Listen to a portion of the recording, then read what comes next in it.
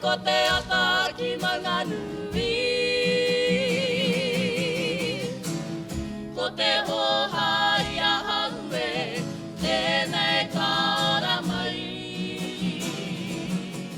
Kia hau nei he kaha mātou ngā tauira o Matapihi, o tira ka tino mau I te whakapono, koera tō mātou kurahuna.